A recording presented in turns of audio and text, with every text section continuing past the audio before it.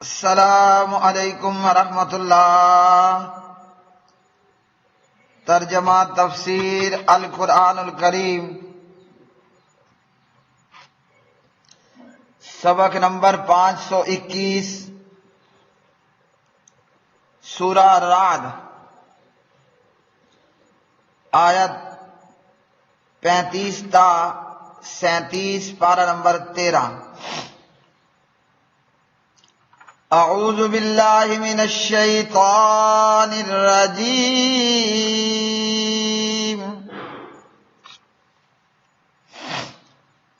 مثل الجنة التي وعد المتقون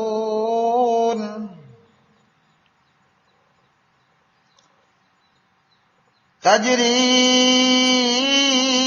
من تحتها الانہار اکلها دائم وظلها تلك عقبى الذين اتقوا وعقبى الكافرين النار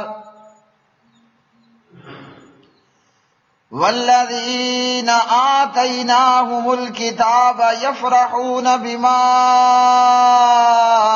أنزل إليك ومن الأحزاب من ينكر بعضه قل إنما أمرت أن أعبد الله ولا أشرك به قل إنما أمرت أن أعبد الله ولا أشرك به إليه أدعو وإليه مآب وكذلك أنزلناه حكما عربيا وَلَئِنِ اتَّبَعْتَ أَهْوَاءَهُمْ بَعْدَمَا جَاءَكَ مِنَ الْعِلْمِ مَا لَكَ مِنَ اللَّهِ مِنْ وَلِيٍّ وَلَا وَاقٍ۔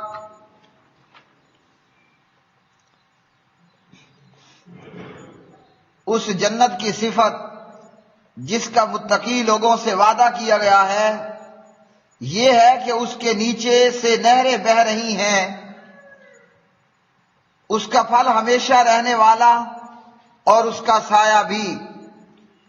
یہ ان لوگوں کا انجام ہے جو متقی بنے، اور کافروں کا انجام آگ ہے۔ اور وہ لوگ جنہیں ہم نے کتاب دی ہے وہ اس پر خوش ہوتے ہیں جو آپ کی طرف اتارا گیا ہے، اور کچھ گروہ وہ ہیں جو اس کے بعض کا انکار کرتے ہیں۔ کہہ دیجئے مجھے تو یہی حکم دیا گیا ہے کہ میں اللہ کی عبادت کروں اور اس کے ساتھ کسی کو شریک نہ بناؤں، میں اسی کی طرف دعوت دیتا ہوں اور اسی کی طرف میرا لوٹنا ہے۔ اور اسی طرح ہم نے اسے عربی فرمان بنا کر اتارا ہے، اور یقیناً اگر آپ نے ان کی خواہشات کی پیروی کی اس کے بعد کہ جو آپ کے پاس علم آ چکا، تو اللہ کے مقابلے میں نہ تیرا کوئی دوست ہوگا اور نہ کوئی بچانے والا۔ مثل صفت الجنت التی، اس جنت کی جس کا وعدہ وعدہ دیے گئے، المتقون متقی لوگ، تجری بہتی ہیں، من تحتہا اس کے نیچے سے، الانہار نہریں، اکلوہا اس کے پھل، دائمن ہمیشگی ہیں، وظلھا اور اس کا سایہ، تل کا یہ عقبہ انجام ہے، الذین ان لوگوں کا جنہوں نے اتقوا تقوی اختیار کیا، وعقب الکافرین، اور کافروں کا انجام النار، آگ ہے۔ والذین، اور وہ لوگ کے آتیناہم، ہم نے دی ان کو الکتاب، کتاب، یفرحون، وہ خوش ہوتے ہیں، بما، اس کے ساتھ جو انزلہ، اتارا گیا، الیک، آپ کی طرف، ومن الاحزاب، اور کچھ گروہ، من، وہ ہیں جو ینکروا، انکار کرتے ہیں، بعدہ، اس کے بعض کا، قل، کہہ دیجئے، انما امرت، مجھے تو صرف حکم دیا گیا ہے، ان، یہ کہ، اعبد اللہ، میں عبادت کروں اللہ ہی کی، ولا اشرکا، اور نہ میں شریک ٹھہراؤں، بھی، اس کے ساتھ، الیہ ادعو، اسی کی طرف میں بلاتا ہوں، وَإِلَيْهِ، اور اسی کی طرف، مآب، میری واپسی ہے، وَكَذَلِكَ، اور اسی طرح، انزلناہ، ہم نے نازل کیا اس کو، حکماً، فرمان، عربیاً، عربی زبان میں، وَلَئِن، اور البتہ اگر، اتبعت، آپ نے پیروی کی، اہواءہم، ان کی خواہشوں کی، بعدما، اس کے بعد کہ، جاءکا، آ گیا آپ کے پاس، من العلم، علم، ما لکا، تو نہیں ہوگا آپ کے لیے، من اللہ، اللہ سے، یعنی اللہ کے عذاب سے، من ولی، کوئی حمایتی، ولا واکن، اور نہ کوئی بچانے والا۔ پیارے بھائیوں اور بہنوں، آج کا سبق قرآن مجید فرقان حمید کی یہ آیات بینات،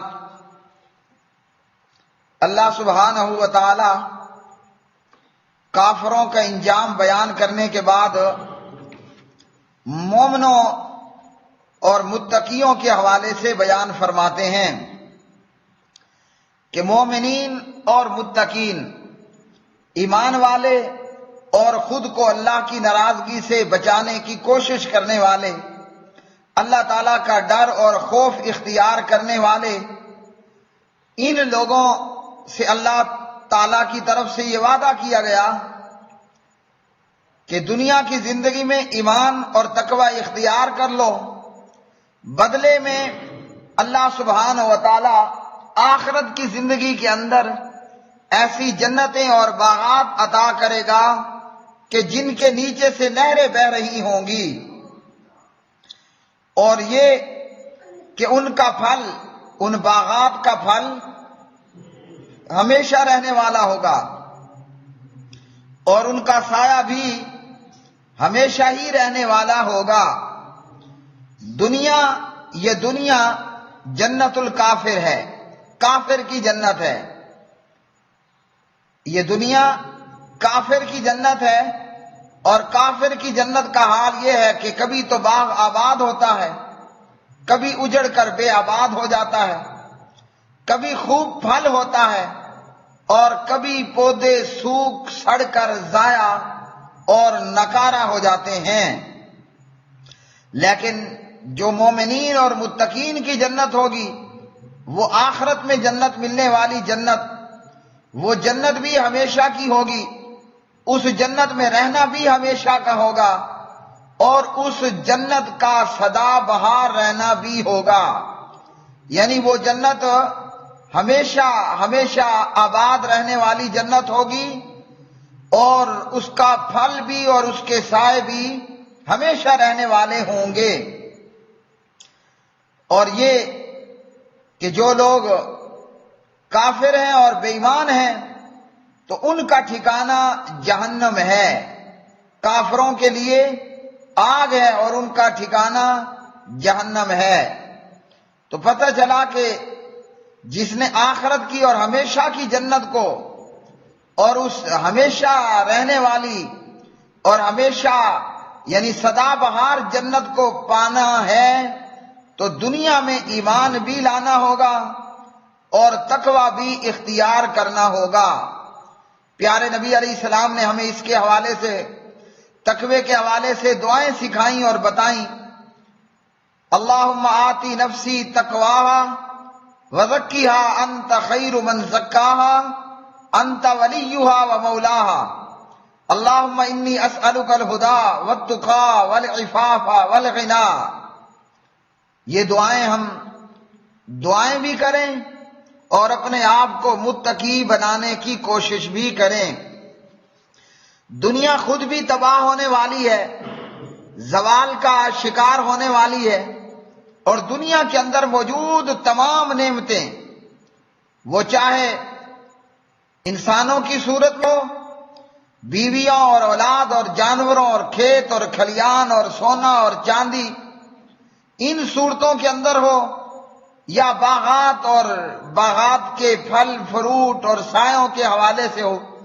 کیونکہ دنیا خود فنا ہونے والی ہے۔ دنیا کے اندر موجود نعمتوں کو بھی ہمیشگی حاصل نہیں ہے، اور ہمیشہ کی زندگی وہ آخرت کی زندگی ہے۔ جو کافر اور مشرک ہو کر مر گیا اس کے لیے ہمیشہ ہمیش جہنم ہے، اور جو ایمان اور تقوی لے کر اس دنیا کی زندگی سے رخصت ہوا اور اس کی موت ہوئی، اس کے لیے جنت ہے اور جنت کی نعمتیں ہیں۔ جنت میں رہنا بھی ہمیشہ کا، جنت کا کھانا اور پینا بھی ہمیشہ کا،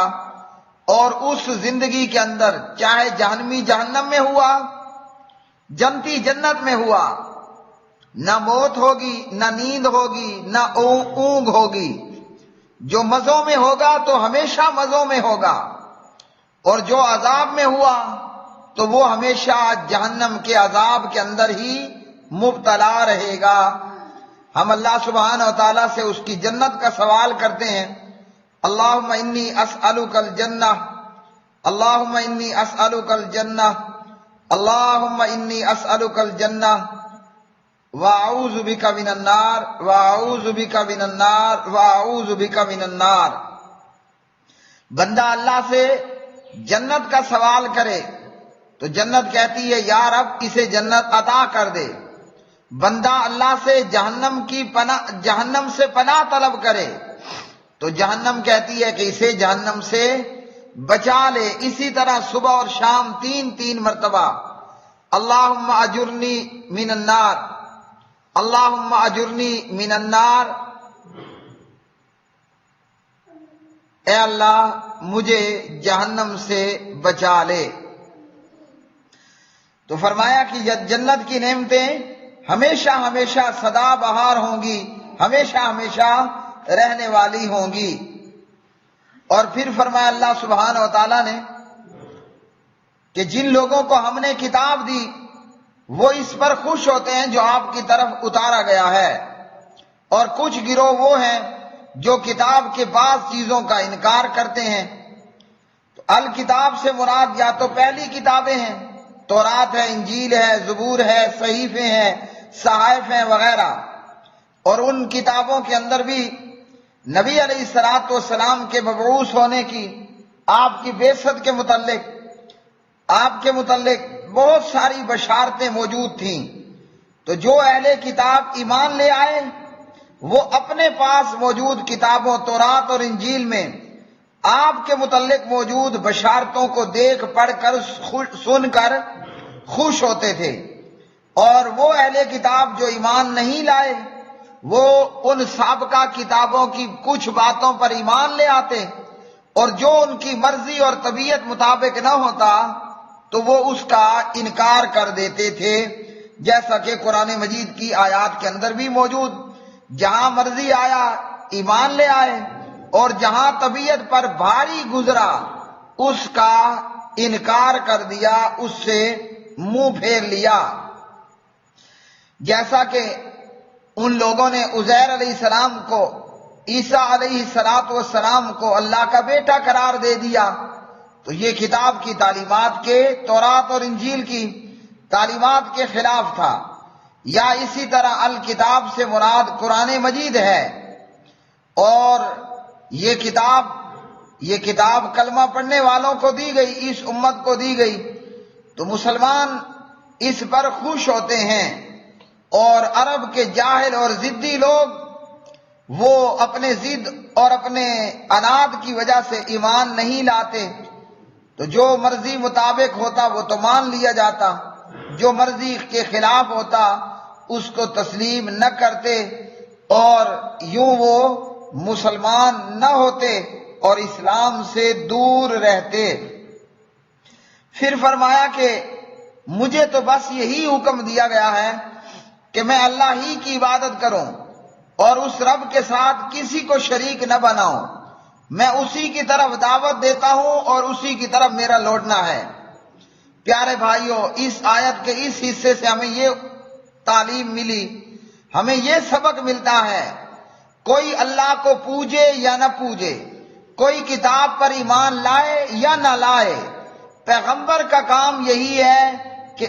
پیغمبر نے اللہ ہی کی عبادت کرنی ہے۔ اور انبیاء کے وارث کون ہیں؟ علماء ہیں۔ تو انبیاء کا اور علماء کا کام یہ ہے کہ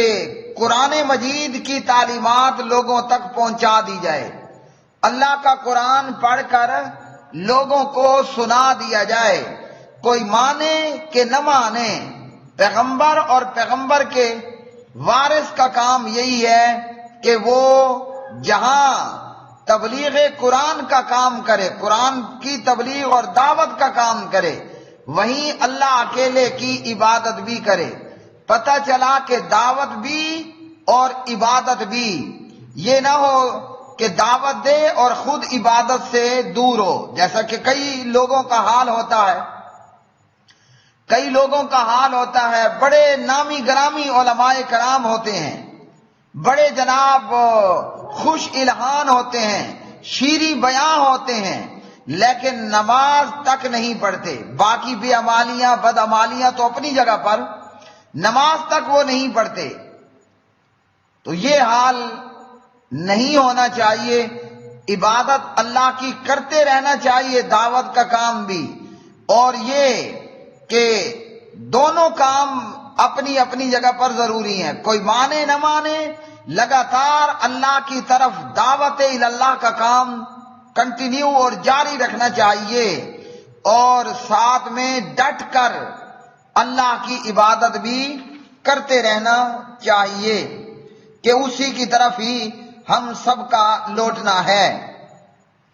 پھر فرمایا کہ ہم نے قرآن مجید کو عربی زبان میں عربی فرمان بنا کر اتارا، یعنی کسی کا یہ عذر نہ رہے